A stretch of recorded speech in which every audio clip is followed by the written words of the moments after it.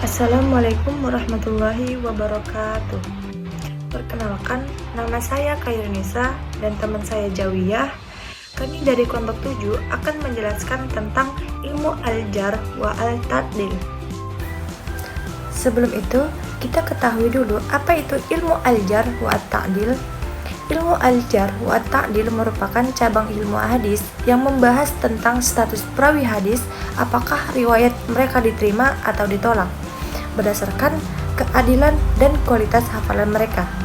Al-jar sendiri yaitu secara bahasa berarti melukai atau mencacatkan, dan secara terminologi berarti sifat yang menodai keadilan atau kualitas hafalan seorang perawi yang menyebabkan riwayatnya lemah atau ditolak. At-ta'dil secara bahasa berarti lurus atau adil, dan secara terminologi bersifat yang menilai perawi sebagai adil, yaitu tidak memiliki cacat yang merusak agama dan akhlaknya, sehingga riwayatnya diterima. Adapun objek pembahasan tentang ilmu al-jar wa at-ta'dil. Pembagian ilmu rijalul hadis Muhammad Azhal Al-Khatib membagi ilmu rijalul hadis menjadi dua bagian utama. Yang pertama, ilmu tarik al-ruwah, yaitu mengupas sejarah hidup perawi secara umum, atau lahir, orang tua, pendidikan, wafat. Yang kedua, ilmu jar wa ta'dil, yaitu mengkaji kualitas moral dan intelektual perawi atau kejujuran, hafalan, thiqah. Objek material, kedua ilmu ini sama-sama mempelajari orang-orang yang terlibat dalam periwayatan hadis abad 1-4 Hijriah.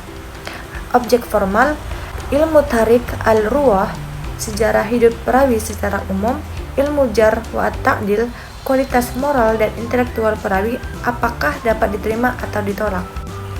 Selanjutnya, ada manfaat ilmu al-jar wa ta'dil, dibagi menjadi 4 bagian.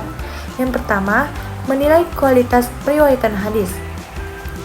Ilmu al-jar wa ta'dil digunakan untuk menentukan apakah riwayat seorang perawi diterima atau ditolak berdasarkan penilaian kualitas moral dan intelektualnya. Jika seorang perawi cacat, riwayatnya ditolak, dan jika perawi adil, riwayatnya diterima selama memenuhi syarat lainnya. Yang kedua, mencegah kesalahan penilaian. Tanpa ilmu ini, bisa terjadi penilaian yang salah di mana seluruh perawi hadis dianggap sama, meskipun terdapat perbedaan kualitas antara satu perawi dengan perawi lainnya. Dan yang ketiga, meluruskan riwayat hadis. Setelah wafatnya Rasulullah SAW, banyak riwayat hadis yang dipalsukan untuk kepentingan politik atau golongan tertentu. Ilmu ini membantu membedakan hadis yang sahih dan yang palsu. Yang terakhir, menyeleksi hadis. Ilmu al-jar wa ta'dil memungkinkan kita untuk menilai status hadis atau sahih, hasan, doif berdasarkan kualitas perawi, bukan hanya matannya. Selanjutnya, lafaz-lafaz al-jar wa ta'dil dan tingkatannya. Lafaz-lafaz dalam ilmu al-jar wa ta'dil digunakan untuk menilai kualitas perawi hadis. Tingkatan lafaz ini berfungsi untuk menggambarkan tingkat kepercayaan terhadap seorang perawi. Adapun tingkatan ta'dil atau penilaian positif. Tingkatan pertama menyebutkan kelebihan perawi dalam keadilan kekuatan hafalan. Misalnya, orang yang thiqah, orang yang paling mantap hafalan dan keadilannya, dan orang yang paling menonjol keteguhan hatinya dan akidahnya. Selanjutnya, tingkatan kedua, memperkuat kethiqahan perawi dengan sifat tambahan yang menunjukkan keadilan dan kekuatan hafalan. Misalnya, orang yang thiqah melebihi orang thiqah. Yang ketiga, atau tingkatan yang ketiga, menunjukkan keadilan dengan lafaz yang mengandung arti kuat ingatan. Misalnya, orang yang teguh, orang yang hafiz, dan orang yang petah lidahnya. Selanjutnya, tingkatan keempat, menunjukkan keadilan dan dabitan, tetapi dengan lafaz yang tidak mengandung arti kuat ingatan. Misalnya, orang yang sangat jujur, orang yang dapat mencegah amanah, dan orang yang tidak cacat.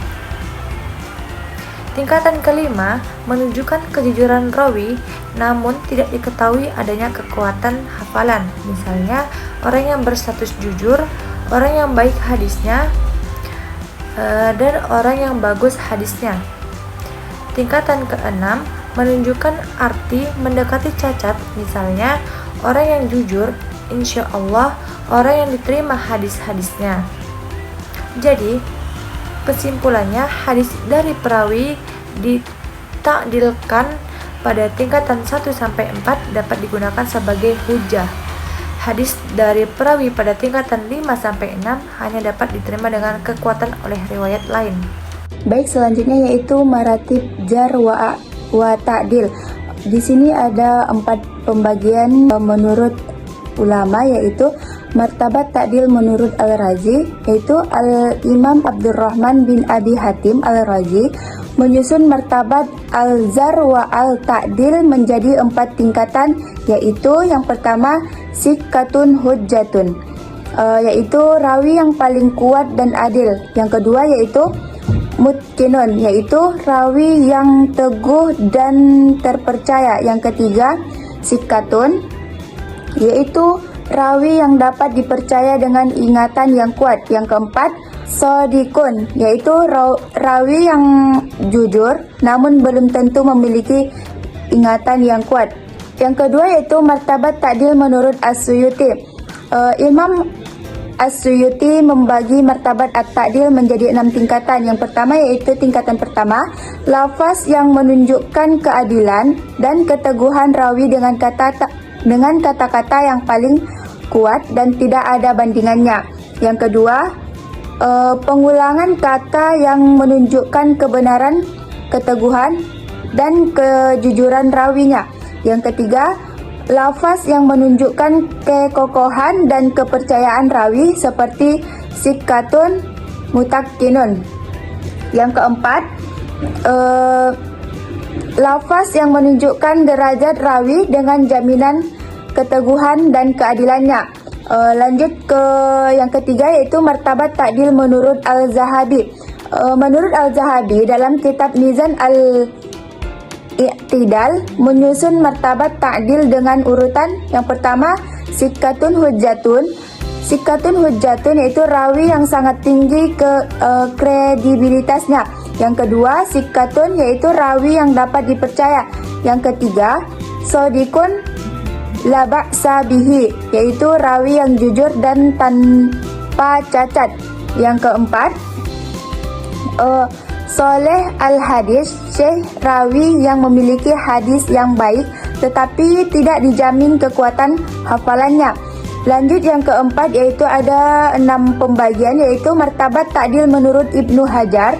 Menurut Ibnu Hajar menyusun martabat ta'dil dalam 6 tingkatan, yaitu tingkatan pertama, penggunaan lafaz yang menunjukkan tingkat tertinggi keadilan atau mubalaghah. Yang kedua, pengulangan lafaz yang memperkuat sikotan perawi. Yang ketiga, lafaz yang menunjukkan kuatnya ingatan atau sabara. Tingkatan keempat yaitu lafaz yang menunjukkan kejujuran dan keadilan tetapi tidak menyebutkan ingatan yang kuat. Yang kelima, menunjukkan baik dan jujurnya rawi tetapi tidak mengindikasikan kekuatan hafalan. Yang keenam, lafaz yang mendekati cacat seperti insyaallah atau pengharapan. Baik, masuk kita ke kesimpulannya, yaitu ilmu zar wa al-ta'dil merupakan ilmu yang mempelajari penilaian terhadap perawi hadis yang meliputi apakah mereka dapat dipercaya, ta'dil atau tidak, jar. Yaitu yang kedua yaitu lafaz ta'dil menggambarkan kebaikan dan kepercayaan terhadap perawi. Sedangkan lafaz jar menunjukkan kelemahan atau cacat dalam perawi yang dapat meragukan keabsahan hadis. Selanjutnya yaitu penilaian ini penting untuk memastikan bahwa hadis yang diterima adalah sahih dan bisa dijadikan sumber hukum dalam ajaran Islam. Baik, sekian yang dapat saya sampaikan. Terima kasih.